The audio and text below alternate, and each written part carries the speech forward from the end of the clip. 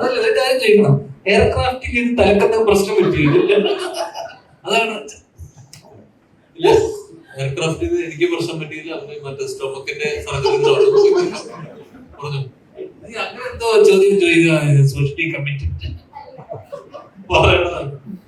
അവരെങ്കിലും പറയുന്നത് പറ.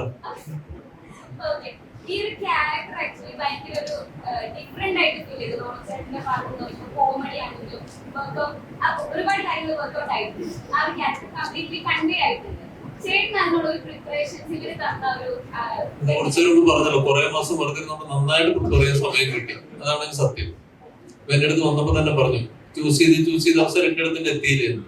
ഞാൻ പടങ്ങളൊക്കെ വരുമ്പോഴേ ഓരോരോ ക്യാരക്ടർ പലരും പറയുമ്പോൾ നമുക്ക് മനസ്സിലാവില്ല. ചില സജഷൻസ് പറയും, എന്നെ റെഡി കിട്ടില്ലെന്ന് പറഞ്ഞിട്ട് പോകുമ്പോൾ തെരുവ് പറഞ്ഞിട്ട് പോയപ്പോൾ നമ്മൾ കണ്ടിട്ടുണ്ട്. അപ്പം പറഞ്ഞു മര്യാദയ്ക്ക് വരണം, പടങ്ങൾ ചെയ്തു.